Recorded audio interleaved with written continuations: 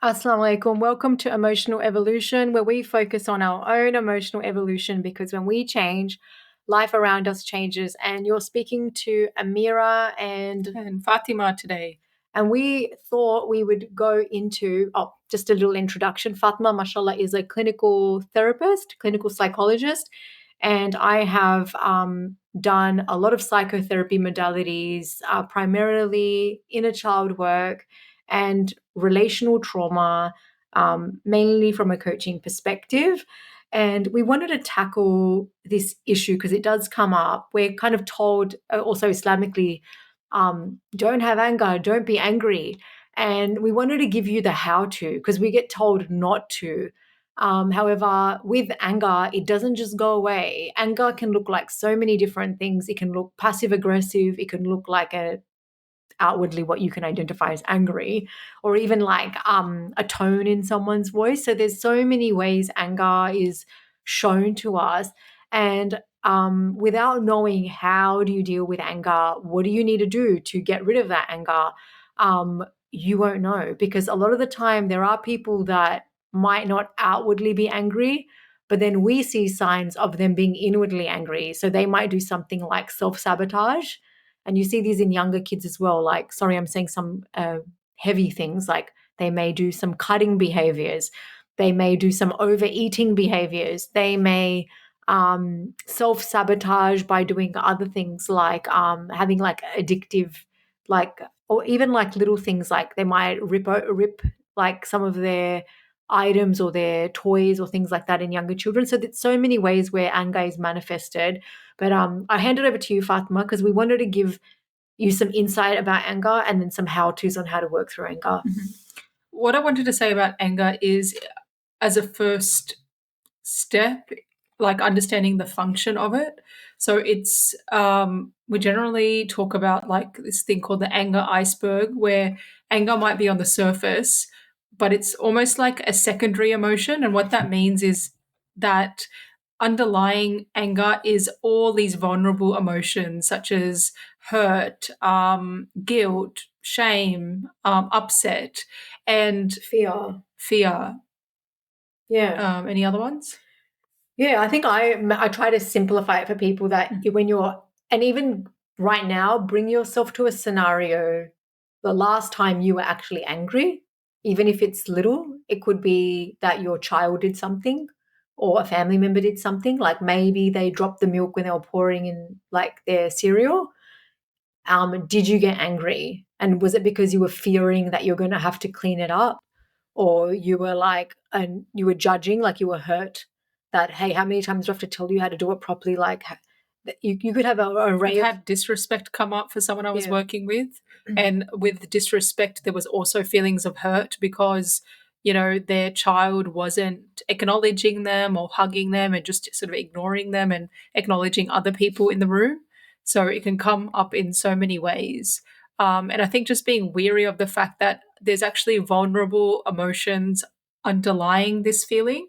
So I'm actually feeling all these things, but it doesn't feel safe or comfortable for me to go there. So the function that we find of anger is to help. It's basically to dominate and have control and power because we're feeling really powerless and scared. And we don't want to show that. So Just imagine like an animal that is in fear of being attacked, and they're in fear of like their babies dying. So they just get very big in their body and very loud.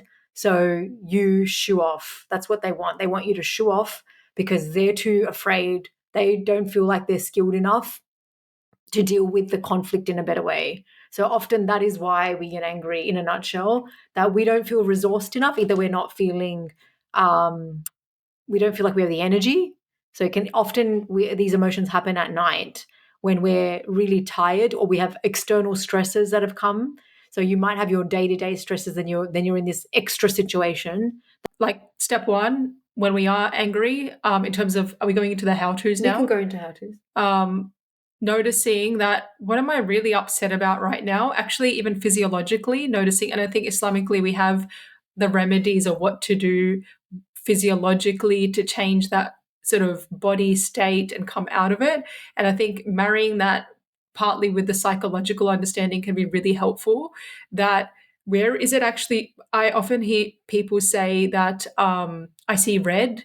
I go from 0 to 100, and they can't. And usually, like that's where the reaction, the yelling, the hitting, the passive aggressive comment, that's where all of that comes in. And I think just even being able to notice, okay, right now, we almost talk about anger as if well, it actually does happen like this, that our brain, our thinking brain that's rationalizing, it goes offline. So it's like a switch has been flipped and we're not in our thinking brain anymore. And it's just like people say, I see red.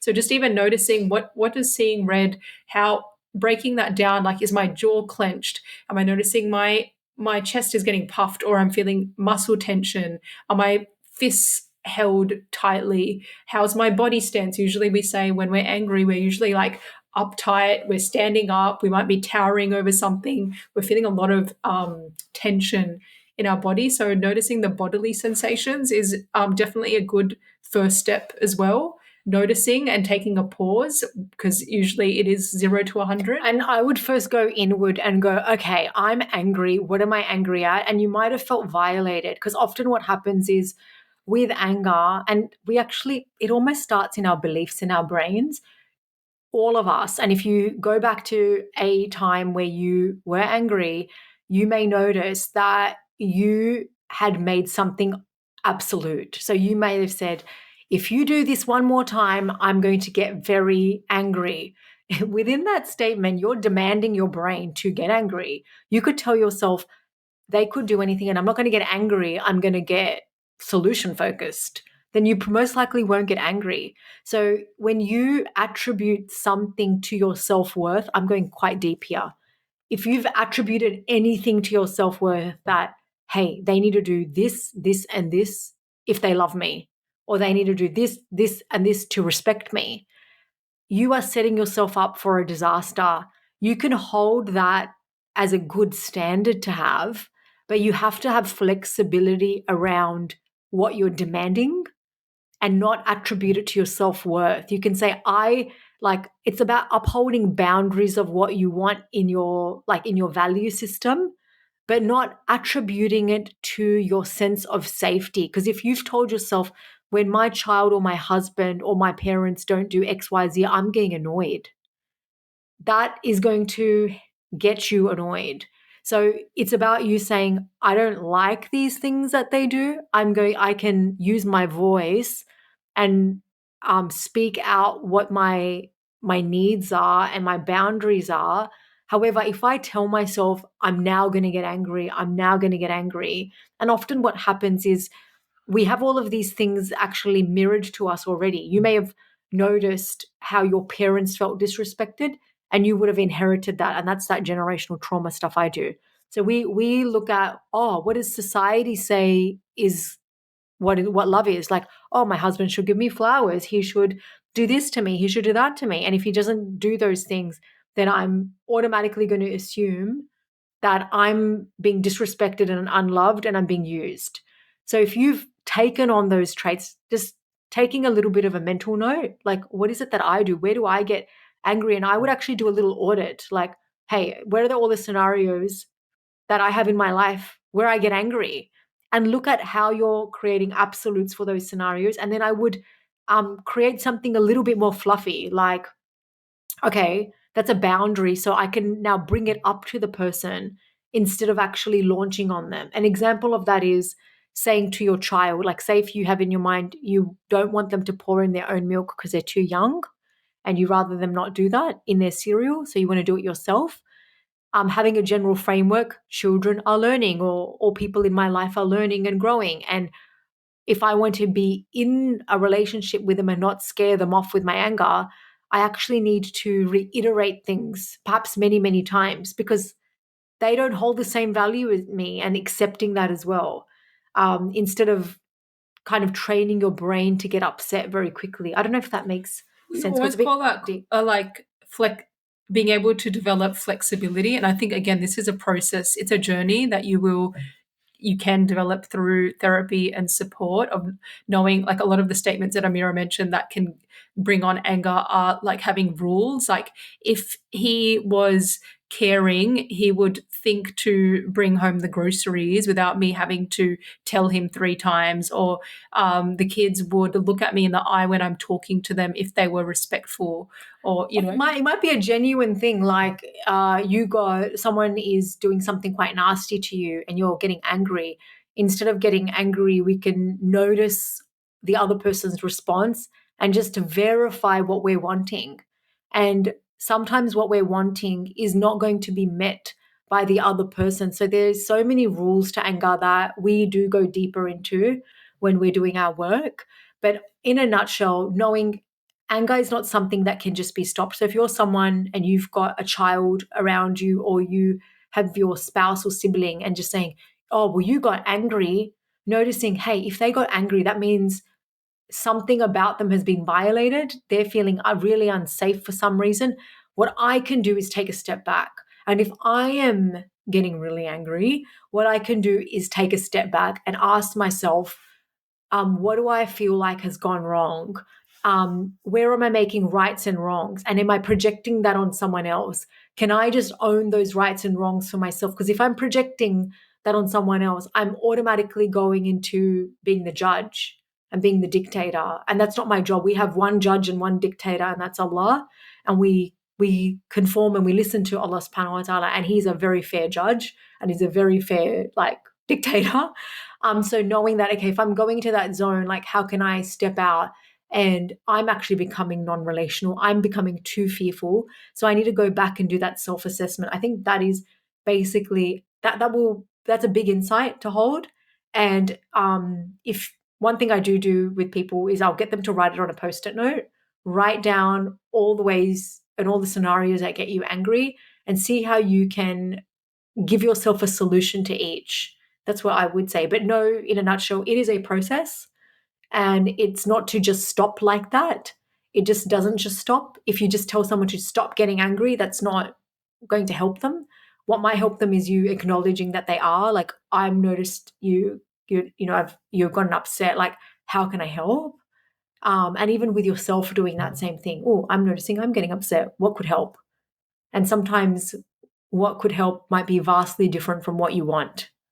It might mean that you want to get something done right here, right now, and it's not going to happen. So you need to take a step back and come up with a better solution. So I think acceptance is a lot of the solution to anger as well. Yeah, longer term, I think they're mid and longer term are really good solutions. And we talk about developing like this inner observer, that it's like when we're noticing that we're starting to feel off or we're getting worked up, sort of almost noticing I'm actually starting to feel really agitated and restless in my body, or I'm starting to feel like I'm a bit breathless or my head feels hot.